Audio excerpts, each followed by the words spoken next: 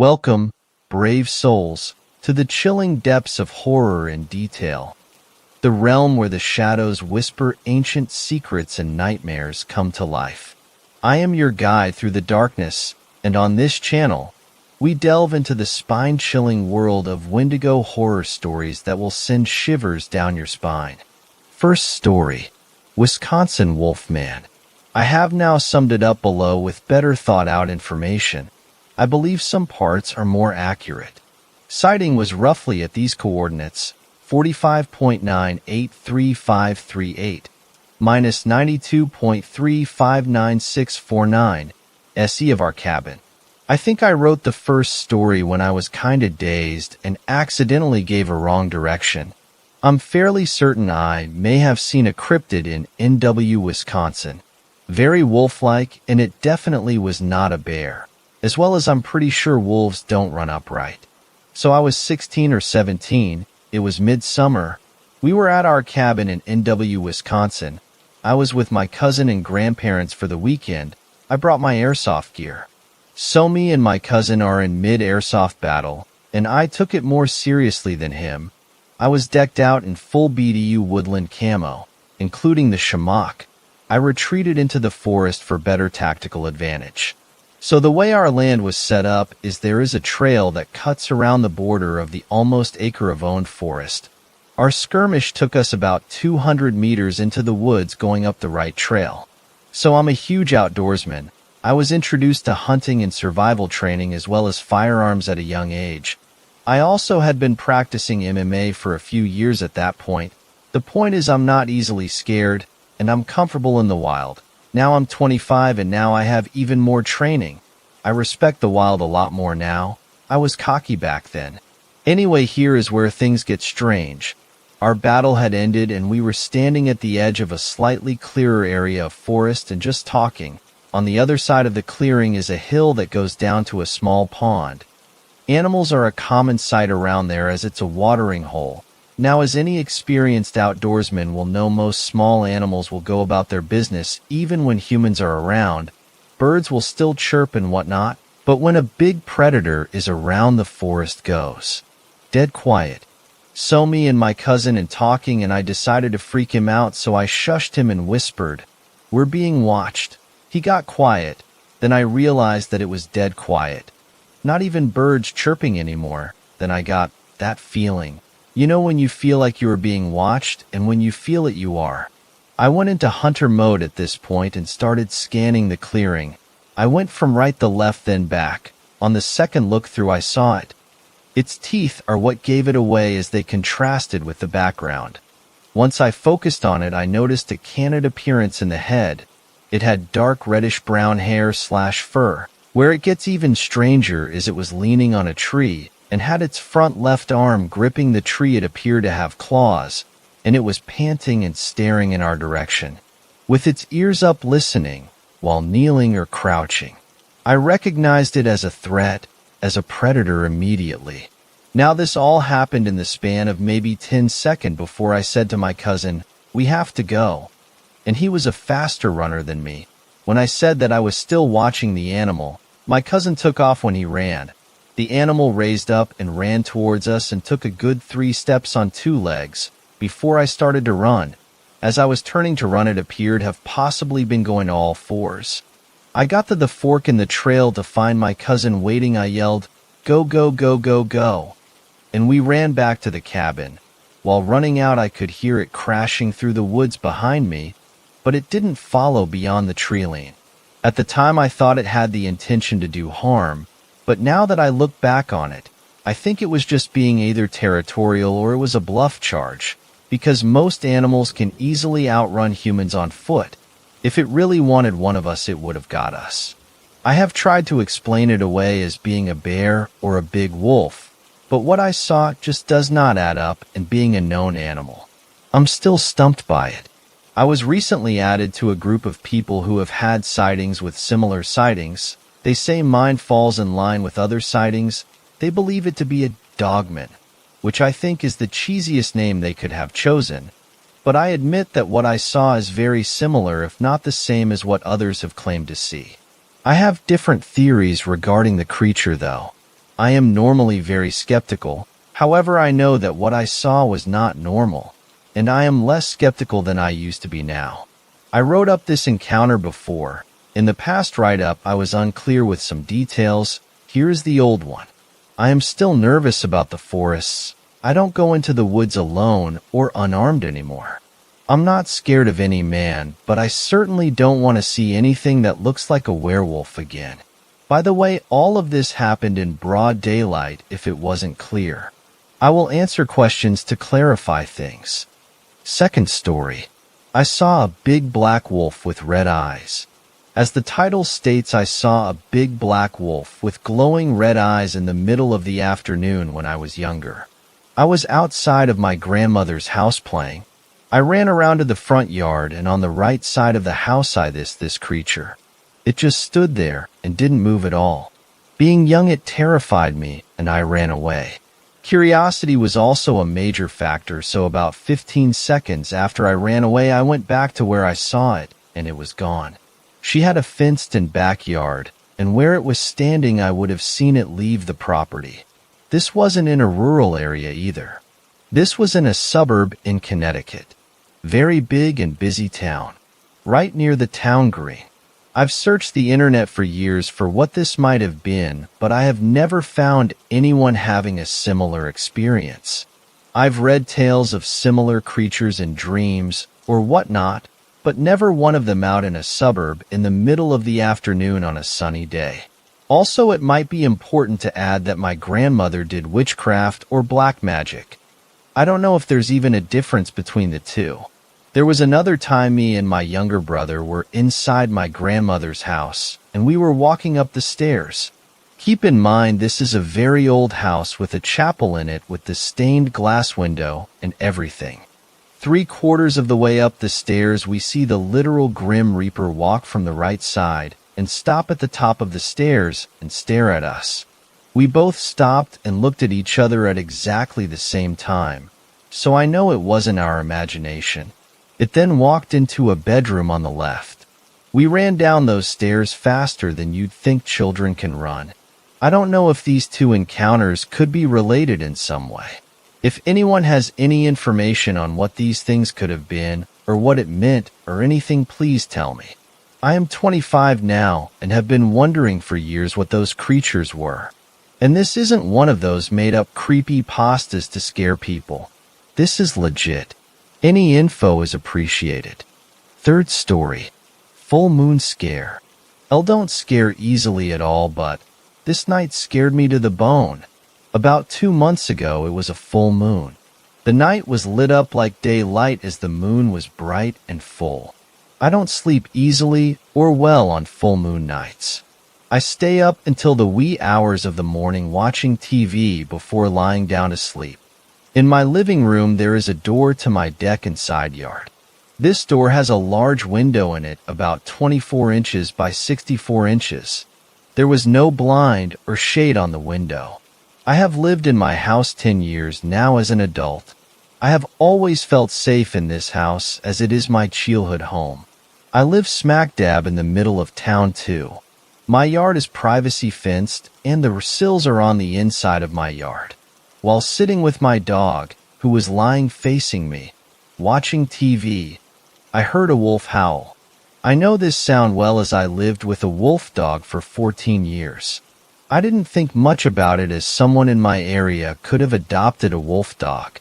Around 2 a.m. my dog suddenly raised her head, stretched her neck as never before, and in slow motion turned her head toward me. The total look of fright on her face shocked me. I leaned forward to look at the door, and I saw yellow wolf eyes looking at me through the window. They were about dog eye level until whatever it was stood up. Then it disappeared. I got my .357 handgun out and held it until dawn. I have since covered that window. My sister and the one son I told this story to said that it was probably some teen trying to scare someone. And it just happened to be me. Well, I don't agree. They were not there. They didn't see my dog's reaction. What dog moves in slow motion unless they are totally freaked out? She didn't jump up and bark. Any dog would at least bark, unless it was scared and freaked out. Just because we live in town doesn't mean strange occurrences can't happen. I will never view a full moon the same again.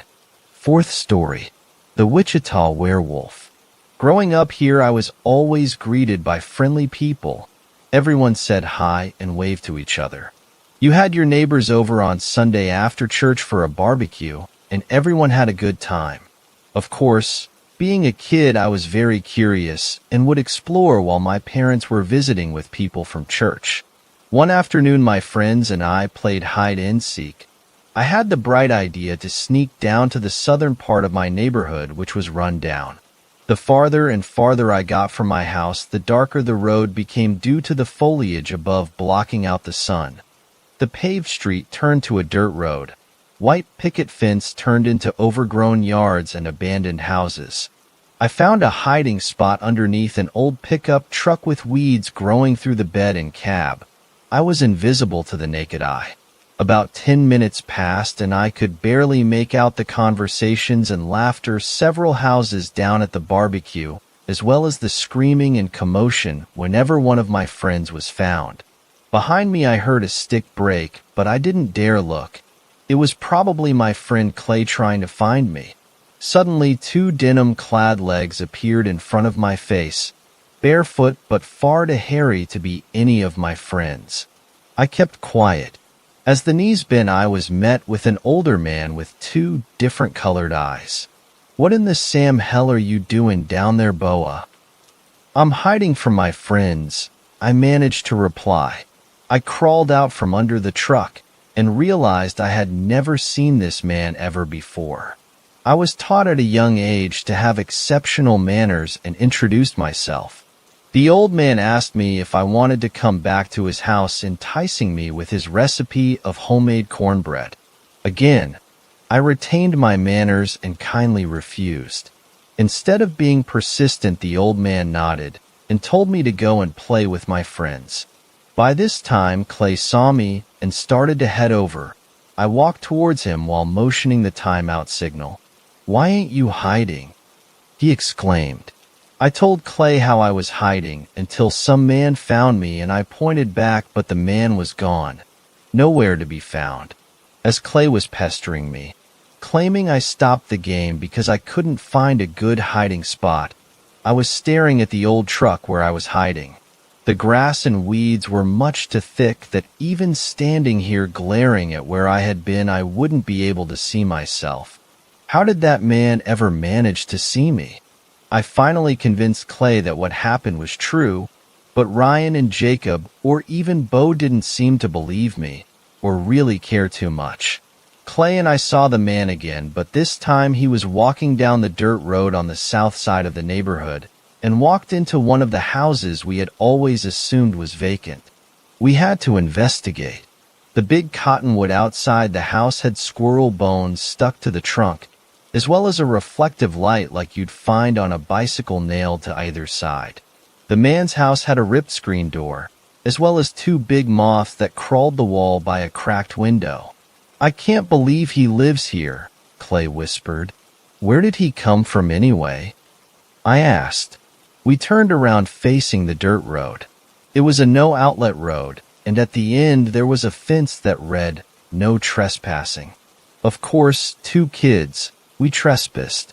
As we climbed over the fence, a chill ran down my spine. Dread filled my ever-being, but I didn't want to seem like a wuss to Clay, so I manned up and kept my composure. Through the trees and thickets, we found a tattered old house that looked like it had been hit by the tornado a few years back. Next to it, an old shed with a broken-out window. On the ground around it looked like blood. Was it paint? Blood? From an animal?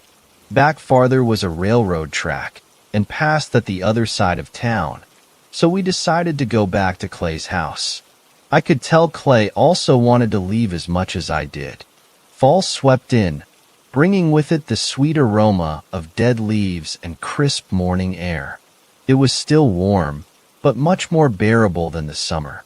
School had started, so playing with my neighborhood friends became something of a rarity, only hanging out on weekends or if we finished our homework.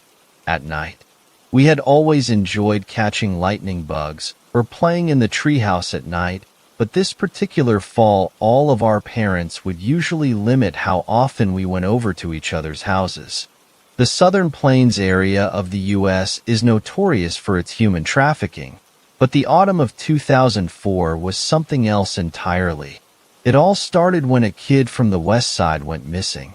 The police simply thought the kid got lost, but when they started their investigation, the trail went cold.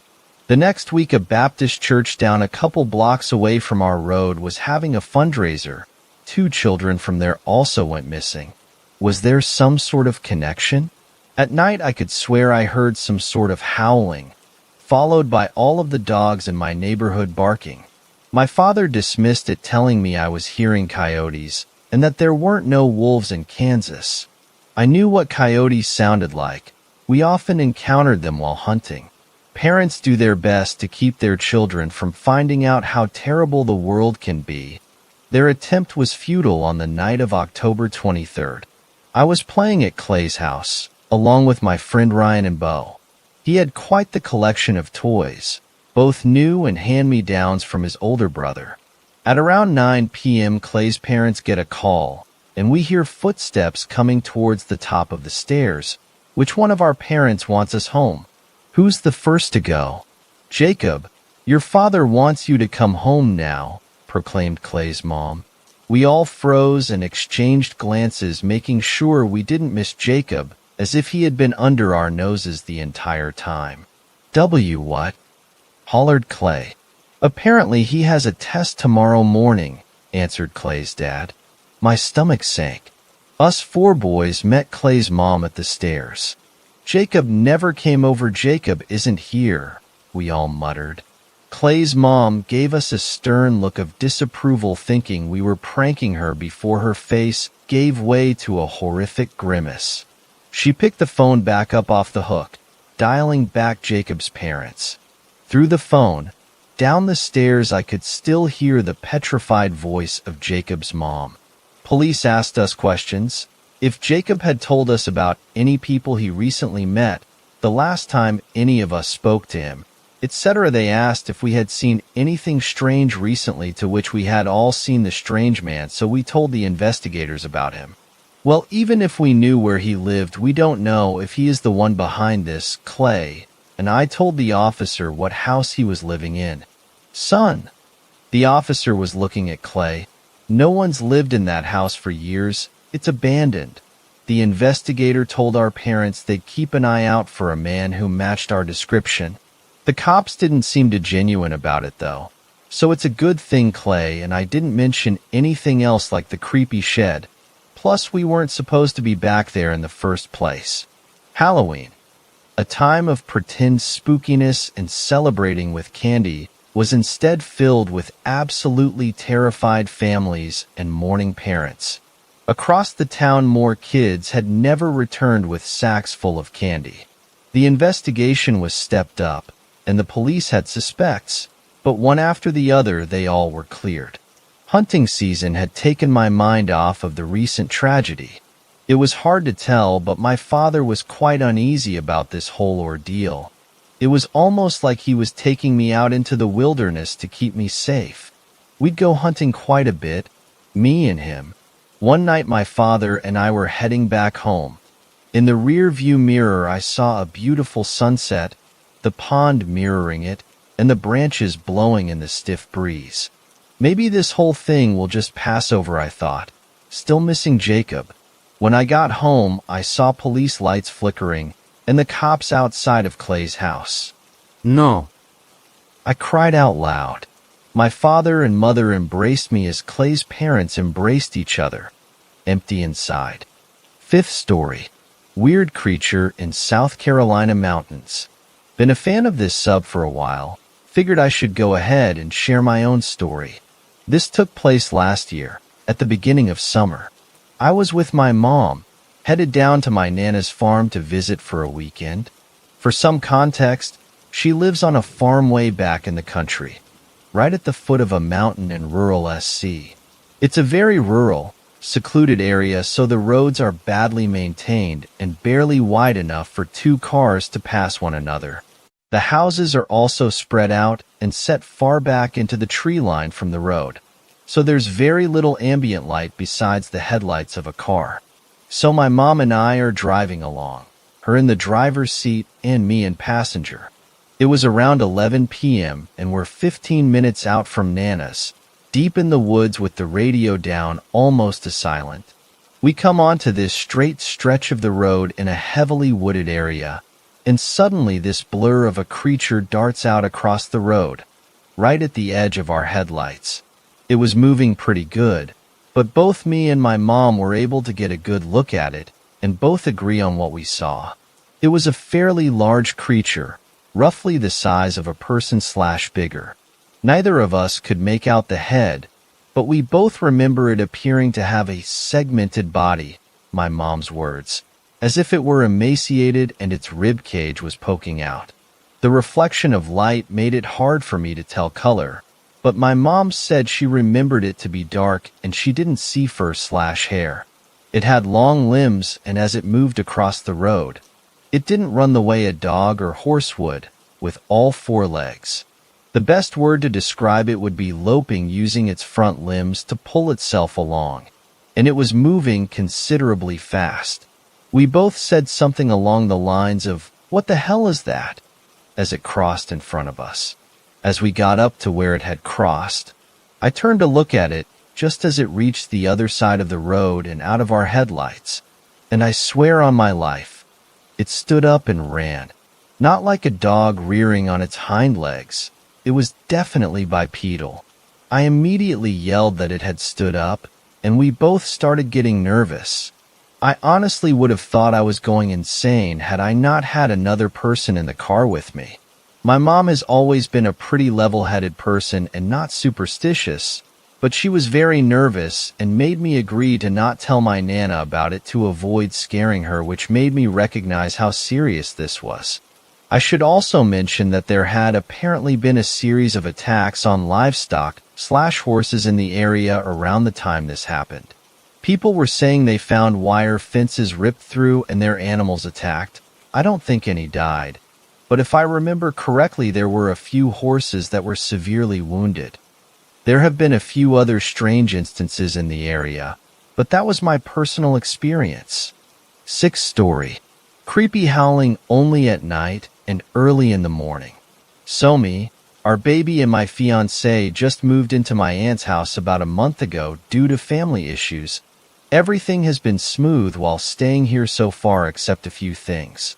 So this place is an old log cabin from 1903, I believe, is what my aunt says, and it's out in Missouri in the middle of nowhere. Well, at first it was just all the stories my uncle would tell about all the weird shit that happens out here. Then things started happening. One morning my uncle was getting ready for work, and he's a truck driver, so he leaves early Monday morning and doesn't come back until Friday night usually. Well, he calls my aunt and tells her that when he was leaving for work, he saw a wolf the size of his pickup truck. Wolf isn't too much of a problem, right? Well, it is to us because it's been lurking around our house lately and will not stop. Only shows itself early morning and howls so loud at night it wakes us up. Also, we have dogs here, and the dogs aren't dead. If this wolf is so big and everything, why hasn't it killed the dogs? It only wants to get really close to the house and howl very, very loud. The dogs don't bark or act like they're even bothered. Can someone please tell me what this is? I'm hearing noises outside and while I'm typing this. I keep thinking about skinwalkers, been crossing my mind for a month or so. Started reading about them, but then the thought of them wouldn't leave. I'm 50% Native American too. Does that have anything to do with all these things? Also, I hear knocking on the doors from time to time at night and very weird sounds outside. Sometimes almost like a singing or just sounds with a little rhythms. 7th story. Dogman/wolfman sighting on the Oregon coast. This is a really odd story of how I came to see a literal dogman last night. Repost 3 nights ago, around midnight. I live in a neighborhood, by the way, but we are on the edge of a large forest behind our house, so not completely rural. Funny part of the story. So, I set a live trap for a mouse last night, catch and release. I can't stand to harm mice. It triggered at midnight, and the loud pop of the door woke me up. I decided I didn't want to just leave it in the cage all night long waiting for morning. I could hear him trying to chew through the wires and didn't want him to torture himself or get hurt attempting to get out. So, I decided I'd just take him outside immediately. Instead of releasing mice in the yard by my house, I always go about 3 miles away into a forested area. I'm not cruel enough to just release him by someone else's house, thus causing them a mouse problem. Irrelevant info, I know. Anyway, before I even got in my car to transport the little mouse, my stomach began hurting like never before. It was a horrible, foreboding feeling that was almost telling me something terrible was about to happen. There was no reason for my stomach to just suddenly start screaming in pain. I essentially never have stomach problems like this. It's exceedingly rare. I just don't get stomach aches. But this was painful on a scale that was so strange. I kept getting this deep sense of something being wrong. I got into the car with the little cage. Going down the street, it was literally only 1 block away from my home that I instantly slowed on the brakes because of something enormous at the side of the road. At first I thought, well, that's got to be the tallest dog I've ever seen. Its silhouette was blacker than the night. As I slowed my car from maybe 20 miles per hour to 10 miles per hour, it suddenly came out into the street light and walked across the street in front of my car. It wasn't running, but it wasn't going slow either. I suddenly realized it was no ordinary dog, but I knew it wasn't a bear either because it didn't have much of a belly. This was 3 to 4 times the size of a wolf, and so I can confirm it was not a wolf. What I saw looked like a humanoid literally hunched over on all fours, back erect in a hunch, moving with pace across the road. The head was distinctly wolf-like and enormous. Literally looked like a giant wolf head. The being had jet black fur, as black as hair can get. The legs were lanky. My brain literally froze. Instantly I began rationalizing, but it was fairly impossible to rationalize what I had just seen.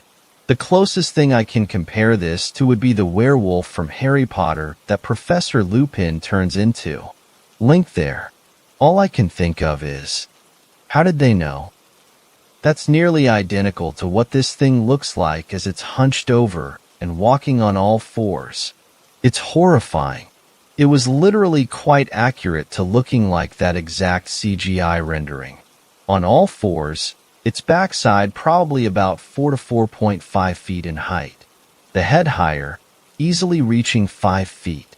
Again, there was no way this was a bear or other regular beast we're familiar with as humans. There was nothing familiar about it. To anyone who might say, maybe it was just a really large dog that was sick and hunched. Definitely no. It was bigger than the largest dog breeds I've ever seen. To be over 4 feet in height, at the back, not the head, while hunched over, definitely not a regular dog. Impossible to be a bear as none are this skinny. The humanoid aspect of it could not be denied. You could tell that if it wanted to, it could have easily stood up on 2 legs. What's more insane is that I could feel its energy. The energy was dark, oppressive, and really just a sense of danger swept over me. It had a very otherworldly energy about it. To continue, I slowly continued driving and quickly stared over to the left side of the road as I was passing to see where it had gone. I was able to see its silhouette by a bush, looking back at me, watching me pass. I didn't want to stop. I was scared. I went on with my mission to release the mouse, but I can tell you this. When I got home, I ran into my garage and shut that garage door as quickly as possible. I was panicked, truly terrified. When you know what you saw, they always say. I also know my mind didn't just fill in blanks or hallucinate this. Last night, I looked up stories of dogmen only to find people's descriptions/drawings were fairly identical to what I had witnessed. What are the odds of that? Now I am convinced it is real. I never thought in my wildest dreams I'd see something like this. Does anyone know how common Oregon sightings are? And has anyone ever heard of an Oregon coast sighting? I'm also curious if anyone else has ever heard of literally getting sick to your stomach or not feeling well just before the encounter. 8th story. A visit in my dreams from a werewolf. I know the title sounds ridiculous. I'm Native American, and this is something that I've been digging through in my spare time over the past couple of weeks. So a couple of weeks ago, over the span of a few days, I was having really vivid fever-type dreams. In these dreams, I was seeing a red sky, and I was being approached by a large black wolf. It wasn't frightening by any means, but there was definitely a level of intimidation. My dream would always end when the wolf would pounce at me, and I would wake up. In the hours passing when I would wake up, I'd feel a burning sensation around where my bra clasps. No markings or anything was visible, but it would be really red. Almost felt like someone had slapped me on the back. I told my dad about the dream, and he said I was visited by my uncle, and he had a tendency to pop in from time to time. I had never met him, as my father's side of the family is spread apart, and not everyone is on the best of terms. The stories of my uncle were pretty interesting. He was a recluse for a lot of his life, only socializing at the bar, or with whoever he was doing odd jobs for. He lived in a small shack near the marsh and kept to himself for the most part. But according to my dad, he was very protective of the kids in our tribe and in our family. As one story goes, he would spend some of his nights running through the marsh and would show up around sunrise without his clothes. Another story goes that one of my older cousins had run from his house screaming, claiming that he looked horrifying. A bartender from their younger days also relayed stories about him running away from her when the moon came out, claiming that he didn't want to hurt her, or to have her see him in whatever state that he was in. I had never met him. He died shortly before I was born 23 years ago. The story is intriguing though, and werewolf lore aside, I do believe that he visited me in a dream. Hard to believe, I know, so feel free to be skeptical. Still, I'm more intrigued in digging into the family history a little more. 9th story. The Georgia werewolf, unexplained to this day. One of the more curious paranormal incidents in Georgia is the Georgia werewolf Emily Isabella Burt. Apparently, Ms. Burt was a resident of Talbot County, a rural county in southwest Georgia between Macon and Columbus. The Burt family, a wealthy and prominent family in the Talbot County community, had several children. Of all of her children, it appears that Emily Isabella was the one with the most problems. For one, she had inherited a lot of physical traits from her father, including dark hair and bushy eyebrows. However, she was said to have had sharp, white canine teeth that made her smile quite disturbing. In one report, Roberts claims that Emily Isabella's mother took her to a local dentist to see if the teeth could be altered in any way. He could do nothing for her. Soon afterwards, she fell ill and suffered from restless nights. Emily is said to have strangely wandered the county during her restless nights. Legend has it that the beau of one of Emily Isabella's sisters, a William Gorman, reported to the Burts that something was killing his sheep. Fearful that this may soon be happening to her animals, Mrs. Mildred Burt became quite concerned. On ensuing visits, Gorman would recount stories about more sheep killings, and that some of his cattle were killed as well. He was concerned about the killings and decided to take action. He reported that he was going to be putting together what amounted to a posse. Their intentions were to shoot and kill whatever beast was doing the damage. Emily Isabella was unusually interested in what was going on and what events had transgressed in the hunt for this animal. On the night of the big hunt, Mildred Burt, who also had inherited more than a few guns and was a great markswoman, went out with her pistol. She apparently suspected that Emily Isabella was somehow involved with the killings, and she wanted to be prepared for anything. As she was near the area, an animal lunged for her and she fired. It ran away. Interestingly enough, the next morning, it was reported that Emily Isabella had a bullet hole in her left hand. After being taken to a local physician, her mother decided to send her to Paris to be treated by a doctor who specialized in lycanthropy, a disorder that made its victims think they were werewolves. While she was in Paris, the attacks stopped, and once she returned, supposedly cured, the attacks fell to a minimum. Emily died in 1911 and is buried in a small cemetery out in the wilderness of Georgia. To this day, a number of paranormal incidents are reported in the area, with the grave itself generally believed to be haunted by the ghost of the werewolf. People report a strange stillness or sense of unease around the cemetery, and the grave itself is strangely well kept even though the cemetery itself is overgrown and forgotten.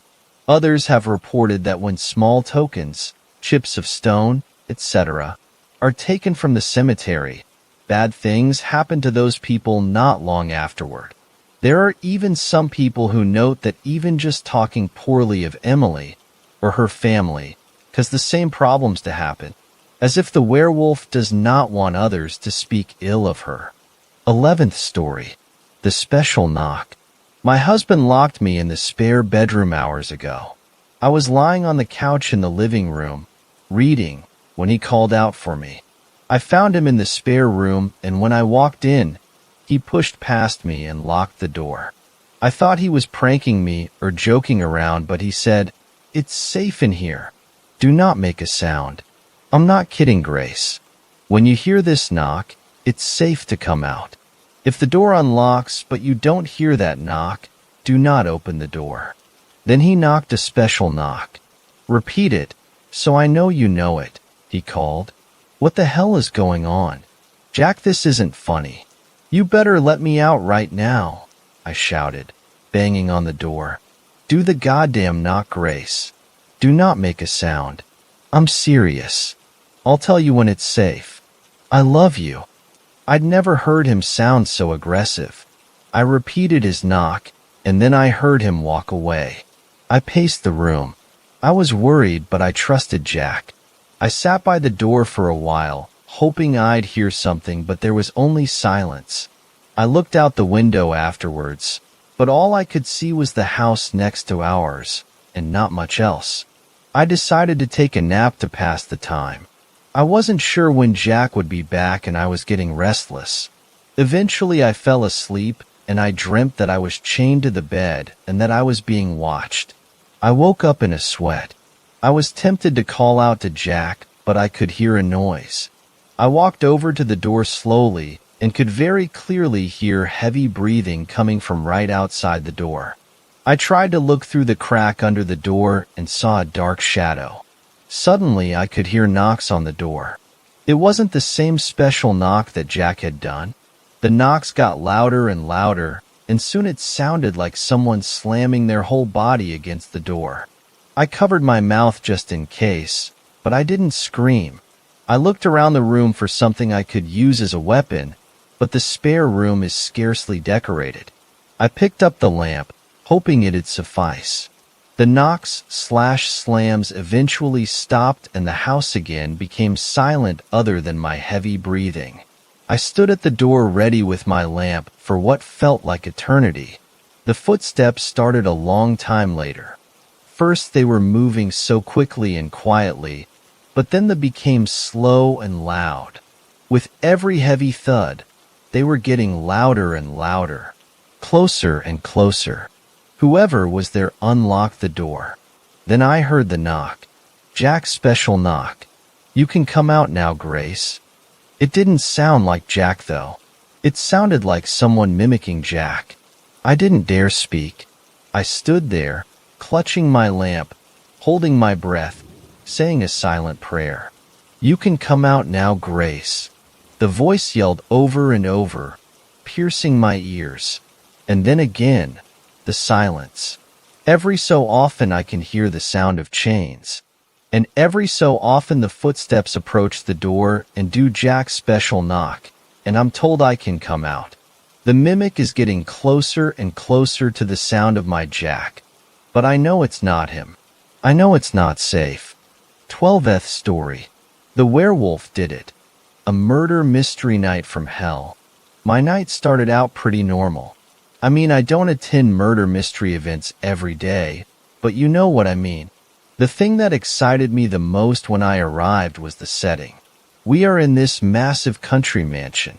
Apparently, the owner lets the organizers hold this event here annually because he's such a big fan of these kind of things. There are 13 of us, and we had dinner together to start the evening. The dinner was pre-prepared and had been laid out in the dining room for us. There is Mel and Paul, a middle-aged couple who've done this before. He's a truck driver. She's a plumber. Kath and Dave are also not new to this. Another middle-aged couple. She's a nurse and he's shop assistant. Sarah and Susie are young university students. Not sure if they are a couple or just friends. It's not their first time either.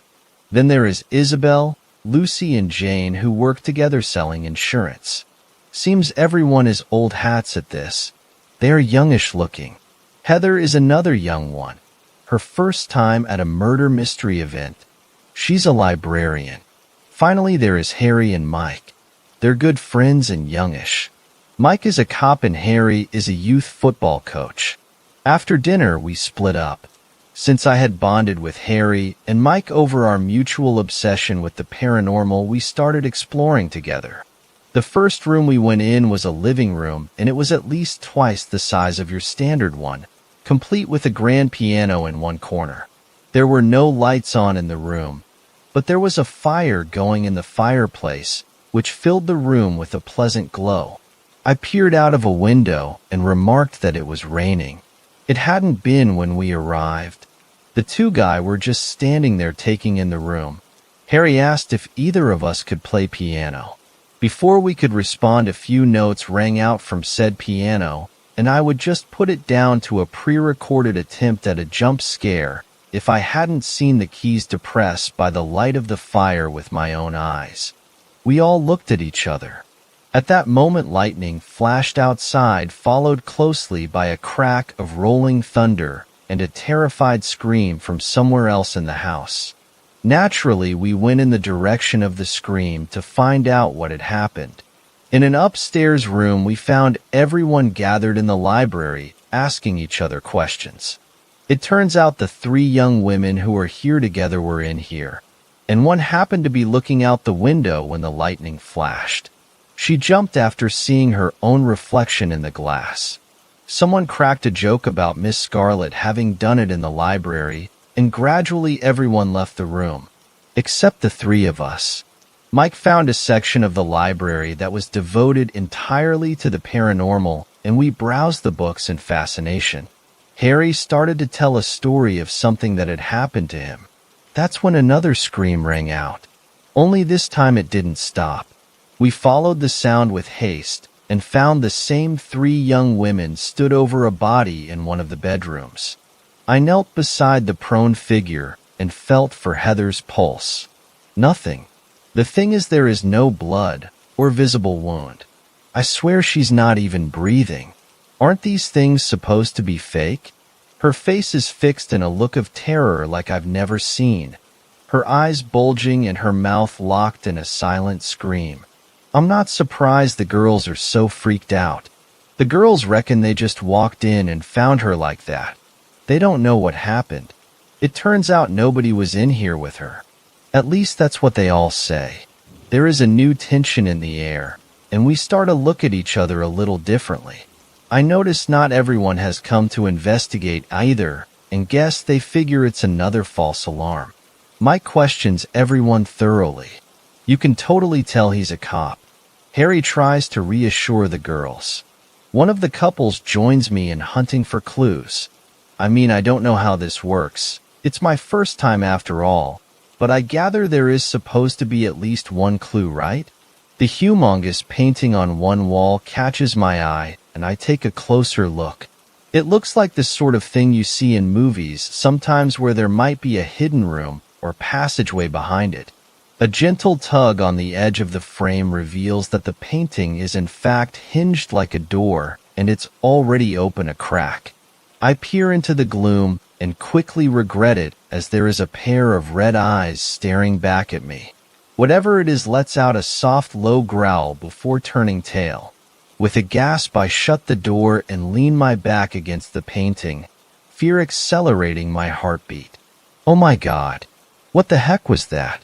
Nobody seems to notice anything is wrong. Taking a breath, I regain my composure and decide not to mention it to anyone. The trio of girls decide to head downstairs and get a stiff drink. No clues of any substance are found in this room. I mean, by the looks of it, she died of fright, so it's not a traditional Cluedo weapon we're looking for. Once we're alone again, I inform Mike and Harry of what I saw. They stand staring into the dark passageway behind the painting as we debate whether to go in there and investigate, see where it goes. I'm too worried about seeing that whatever it was again to look. That's about when it happens again. This time, one of the trio of girls who's the unfortunate victim, Lucy the redhead. Interrogation reveals after the girls had a couple of drinks, Lucy just keeled over. It sounded like she was choking or something. To quote Isabel, impulse says to try and revive her, but the theme of the night is that people are supposed to die. My guess is that she was poisoned. We discover a small, unlabeled vial under the bar after a search of the room. Well, all that's left is the who. That's when the lights in the room go out. The storm outside has been getting worse this whole time, and the sudden darkness is punctuated by a couple of thunderous booms from outside. What a night to have this event. The weather just makes it even more creepy. I grab Mike's arm, since he has stood next to me, and whisper about how creepy this is. After a minute or so, the lights come on again, but slowly, like someone is turning a dimmer up, and I'd swear there are less of us in the room than there was a moment ago. Kathy and Mel soon let us know that their husbands have vanished in panicked voices. Then a dog howls. The thing is, it sounds pretty close. After that, it was a bit of a blur. Seemed like every time I turned around, someone else was dead. It had got down to Harry, Isabel, Mike, Sarah, and me when we found the missing two husbands from earlier in a room on the 3rd floor. They were covered in blood and very dead, like for real. That's when we knew there was something else going on. There was a real killer in the house with us. That was when we revealed the existence of the secret passageway to the other two. Mainly because there was an entrance to in the room we were in. Isabel and Sarah were too scared to take a look. Harry stayed with them to make them feel better while Mike and I took a look. The passageway ran inside the walls in both directions from this point. We plumped for right and found a spiral staircase leading down. Before we could go anywhere, a gunshot rang out, followed by screaming. By the time we got back into the room we just left, it was a mess. Harry was collapsed and bleeding and seemed convincingly dead. Isabel was huddled, crouched in the far corner and shaking like a leaf. Sarah is, well, it's indescribable. There's blood everywhere. But the most disturbing things was the figure bent over her, tall and human-like. But Harry, piercing red eyes, claws. It lets out a guttural howl and snarls at us, taking a step closer. That was when I started screaming. Mike grabbed my arm, and we ran back into the passageway, shutting the door behind us. Judging by the gun on the floor, it's possible Sarah was tonight's murderer. I don't know. It wasn't Harry or Mike, cause we've been together the entire night. But none of that matters anymore. There's been whatever that creature is helping. We headed downstairs. I don't particularly want to do battle with that thing. But if it came to it, neither of us has anything to fight with. We find our way into the kitchen and I grab a large knife. Mike finds an iron bar someplace. The lights go out again and a dog howls, long and loud. Or not a dog. The creature soon pops out of I don't know where and growls at us from across the room, blood still moist on its lips. I grab Mike's arm and race from the room, panic flooding my body. I don't know where I'm going. I just run in a panic. I drag us into a closet somewhere and shut the door. The creature pads around and I hear it sniffing at the door, but instead of trying to get to us, it turns and runs off somewhere else. After a few moments, we step out of the closet. I lock the door to the room we are in since it's just a turn to lock from this side, and Mike pushes the desk in front of the access to the secret passage. Piercing screams ring out from another room, getting suddenly cut short. Isabel. Just when I think I'm safe, at least for now, everything is blown out of the water. Mike turns to me with an unsettling grin, the iron bar held menacingly in his hands. You know how I said I was a cop? He says. Well, I'm not anymore. He advances on me and I back against the wall, no longer sure of his intentions. I brought Mushroom with me tonight because I knew it'd make things more interesting. He says, yes, that beast is a werewolf and she's my pet. She saved my life and so I'm forever in her debt. She can hide in human form, but is more animal than human. But Mushroom? I stammer, stunned. Her favorite snack. He says, still grinning. Speaking of tasty things, you look pretty good, Samantha. After I've beaten you, I might be tempted to indulge in a nibble. Are you serious? Yeah. Hi, I'm Mike, and I'm a cannibal. He says with a laugh. That's why I had to end my career as a cop. People were starting to ask too many questions. And so I've just locked myself in with a maniac. Fantastic. Touch me and I'll gut you. I say, waving the knife between us. He doesn't look worried by this. Cop. He indicates towards himself. I can disarm and take you down easy. I stare over his shoulder for a sustained amount of time until my ruse works and he looks back. Then I drive the knife into his chest and run for the door. He cries out in pain and swears at me as I unlock the door and bolt from the room. He catches my shoulder with a swing of the bar before I'm fully out, but I battle through the pain. With Mike hot on my heels, I run blindly through the corridors praying for a miracle. He's faster than me, even with the stab wound, and gets close enough to batter me over the head a couple of times with the iron bar. At one point, the beast appears up ahead. No. I cry out, the pain from my shoulder making it come out as a growl and masking my fear. The werewolf cocks her head to one side like a dog and stares at me. Surprisingly, she then makes her way past me. I look back when I reach the corner, and she is worrying his wound. Looks like she's the miracle I was praying for in disguise. She's distracted him. I slipped away and concealed myself in an attic room behind a locked door. That's where I am now. The storm is still raging outside, and I know it's only a matter of time before they track me down. I don't think I sunk the knife in very deep, so I'm sure he will still have the strength to finish me off if he finds me. I've already got a splitting headache, and I think I'm bleeding too. My shoulder where he whacked me is swollen up massively and is really painful. We've been locked in the house, so I'd need to break a window or something to get out, but I don't know if I can. I feel defeated. I have just one chance, my only hope of getting out of this alive. There is a part of myself I've been hiding, and it's been buried for a long time. I never really fully accepted it. Denial kept me normal, but I can feel the hunger brewing deep inside.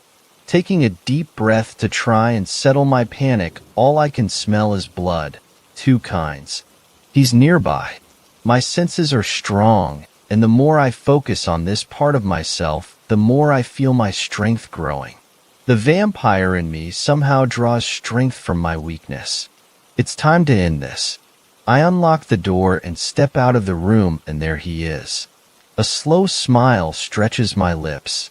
While we're confessing secrets, I have one of my own. I say, "Come closer, my dear. I won't bite." Thanks a lot for watching the video till the end. Subscribe to our channel Horror in Detail. Drop your opinions/suggestions in the comments section and like the video as it helps with the YouTube algorithm.